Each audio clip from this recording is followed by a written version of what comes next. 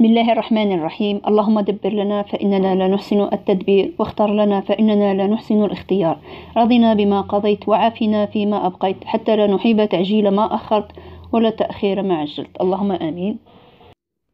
مساء الخير متتبعي قناة الريم الجميل لفنون الطرز الجزائري، مرحبا بكم في درس جديد. حلقة اليوم تعليم تدوار القرقاف وغرزة الدقة أو القمحة في الورقات والمنشلات. أولا نشكركم على التعليقات المتميزة اللي نلقاها بعد كل فيديو لتزيدنا حماس واستمرار في نشر المزيد من الفيديوهات، فضلا وليس أمرا. لدخول جديدة قولها مرحبا بك معنا، إن شاء الله تستفادي من الدروس الموجودة في القناة. لا تنسي الضغط على زر الاشتراك، وكذلك الضغط على زر الجرس وتفعيله يوصلكم شعارات فيديوهاتنا الجديدة بإذن الله. وإذا عجبكم الفيديو لنهار اليوم خليونا نجم، دعم صغير يخلق حافز كبير. نبدأ على بركة الله في شرح درسنا لليوم. نرسم الوردة تاعنا بهذا الشكل. قياسات راح نخليه لكم في المنتدى بإذن الله. هنايا راكم شدوا كيفاه الخطوط نتاع الوردة هذو، هكا نعينهم ونعين المنتصف اللي راح نحط، يعني النقطة هذيك هي اللي راح نحط فيها رأس الإبرة، ونبدأ العراب. يعني راح نبدأ بالعراب. شوفوا هنا البنات، رجلنا لازم تكون على آخر العرض نتاع العراب تاعنا، ونبدأ الوردة بهذه الطريقة. شوفوا البنات، هنا أنا راح نبدأ بالعرض ونمشي بشوية. هنا كل شوي ندور حسب لافون نتاع البتيلة تاعنا. يدنا شوفوا انتبهوا ليدي اليسرى، انتبهوا ليدي اليسرى، هذو زوج الأصابع راح يكون مركز الثقل، يعني ما تخليش القرقاف يتحرك منا ولا من، ويدنا اليمنى هي اللي تدور القرقاف بهذه الطريقة. شوفوا يدي اليمنى كيف راح تدور القرقاف، وشوفوا ركزوا مليح مع ما تركزوش على الإبرة، ركزوا على اليدين. شوفوا الماشينة السرعة راهي ناقصة خلاص،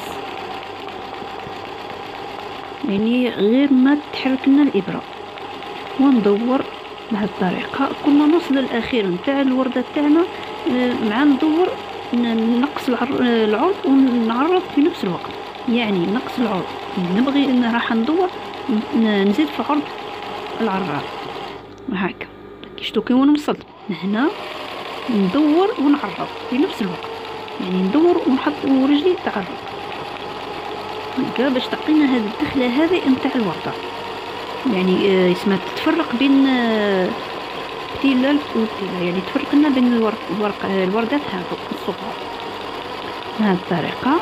وندور غير بالعقل. شوفوا يدي اليمنى كيف راهي تتحرك بأريحية، واليد اليسرى هي اللي راهي تتحكم لنا في القرقاف، ما يروح لنا لها بالعقل. ونمشيو بالعقل حتى نكملوا الوردة تاعنا بهذه الطريقة، ونتبعوا لا فورم نتاع الوردة. راكم شفتوا البنات كيف خدمناها، راهي سهله وشويه التركيز فقط. ركزوا البنات، ركزوا راني نمشي بالعقل، والصوره راهي واضحه، يعني اكثر من هكا وضوح انا ما لقيتش كيف ندير. كاين بنات قالوا لي باللي الصوره مش واضحه اكثر من هكا، البنات انا ما لقيتش كيف نصور لكم. نفس الطريقه راح نخدموا الورده هذه تاعنا. وهنايا نفس الطريقة. شوفوا البنات نخدموا غير بالعقل، ندوروا القرقاف نمشيو بالعقل. شوفوا يدنا عفوا الخيط تقطع هكا، نحطوا الإبرة ديما في المنتصف نتاع الوردة تاعنا وندور هكا ندور. شوفوا البنات راهي الصورة راهي واضحة، ان شاء الله تتعلموها. نعرف بنات بزاف بغاو يتعلموا تدوار القرقاف، وكل وحده تقول لي جاتني صعيبه.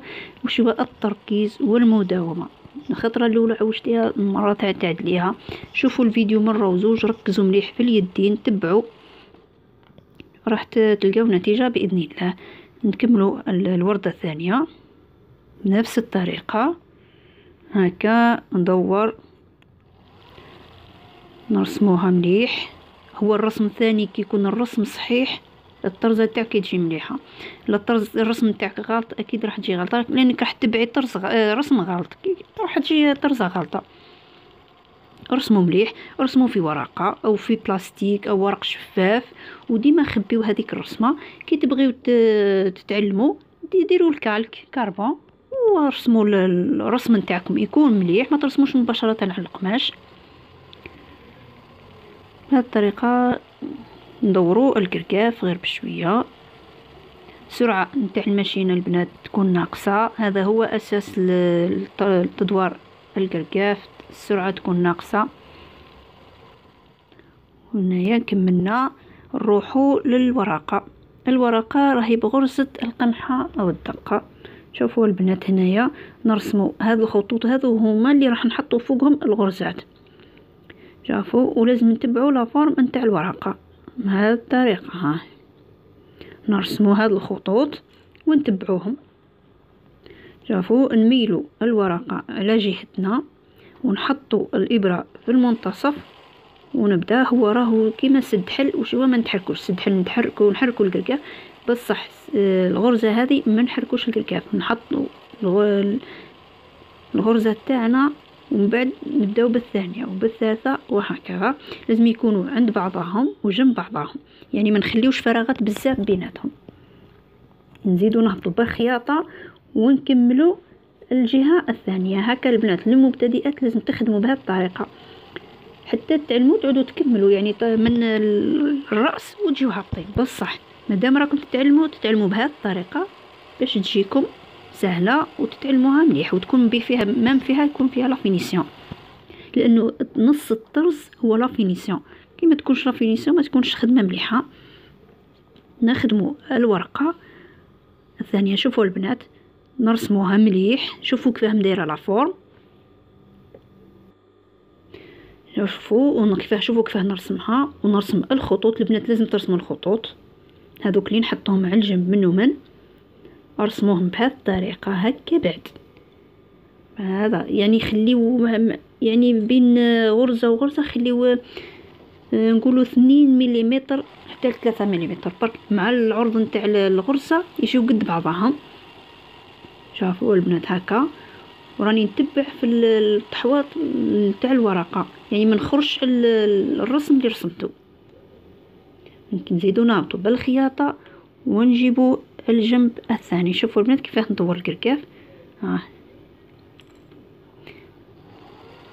نبدا من الوسط الخط هذاك ونبدا نخدموها بشويه بهذه الطريقه حتى نكملوا الورقه تاعنا وتجي مفينيه ومليحه. هذا الشيء، ونخدموا الورقات هذو بنفس الطريقه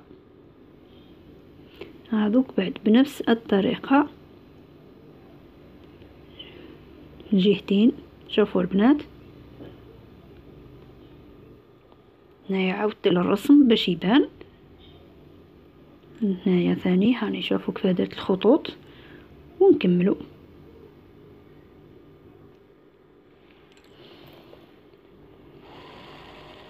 نخدموا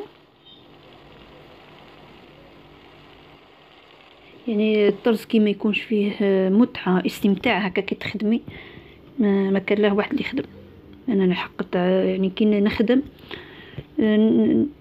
نستمتع بالطرز بهذه الطريقه. شوفوا البنات هنايا بشويه كل غرزه نخلص يعني نسد حل، نحل العراض ومن بعد نهبط نقفل، نحل ومن بعد نقفل، وهكذا حتى نكملوا الورقات نتاعنا. ونهبطوا ديما بالخياطه ونرجعوا للجنب الثاني ونخدموا هكذا. نزيدو نكملوا هذه الورقه. ان شاء الله يكون درس واضح وتكون معلومه وصلتكم. هي هكي، ونكملوا الجنب الثاني بنفس الطريقه. شوفوا البنات ما نفوتوش الرسم نتاعنا. وهنايا راح نخدموا المنجل كما شفتوا راني رسمته، ونديروه نفس الطريقه، نعينوا الخطوط ونخدموا عليهم. هكا نجيبوه بالمايل ونبدا بشوي هكا مع ندور. شوفوا هنا البنات، هنا غير راني نخدم، غير ما كانش تدوار يعني. شوفوا وين يبدا التدوار، هنا راح يبدا التدوار. شوفوا البنات يديا كيف راني نعدلتهم. هنا راح يبدا التدوار، هنا بديت نعدل في يديا وندور. شوفوا كل خطره كيفاه نبغي ندور. شوفوا اليدين كيف راهم يغيروا في البلاصه تاعهم. راكم تشوفوا البنات، كل ما نبغي ندور يديا يبدلوا البلاصه. كل ما نبغي ندور يديا يبدلوا البلاصه ويدوروا القرقاف. ياك حتى ندور. شوفوا هنا ما يكونش تدور مليح. نهبط عادي غير في هذا الاخير تاع الراس نتاع المنشل. مفهومه البنات؟ نكملوا المنجل هذا الثاني. شوفوا البنات انتبهوا مليح، هنا راني نمشي عادي غير بالعقل. شوفوا كي تكون حاجه مقوسه ولا حاجه كشغل دائره، ثم اللي يكون فيها التدوار. هنا شوفوا البنات، انتبهوا لاحظوا يديا. شوفوا كي يكون التدوار راح ندور بهذه الطريقه. يعني كي تكون حاجه مقوسه هو اللي يكون فيها التدوار. كي تكون حاجه مستطيله ولا مثلا حاجه عادي مربعه ما يكونش فيها تدوار، بصح كي تكون حاجه مايله لازم نتبعوا الميلان هذاك تاع الرشم. وهنايا راح نخدموا، كملنا المنجل الاول والثاني بهذه الطريقه، نكملوا الاس. هنايا راهو اس. شوفوا البنات نرسموا ثاني الخطوط. البنات المبتدئات ارسموا الخطوط، انا على راني نرسمها باش نوضح لكم الصوره، يعني باش تتبعوا واش راني ندير. ترسموهم خير البنات، ترسموا باش تتقنوا خدمتكم.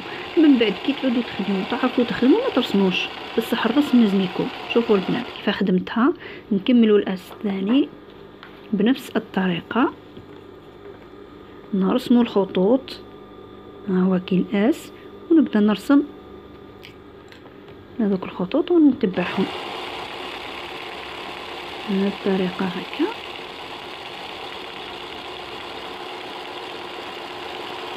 ونروح نكمل الجهه الثانيه بنفس الطريقه للمنجلات هذوك، نخدموهم كما المنجلات اللي درناهم منا ونرجع لكم.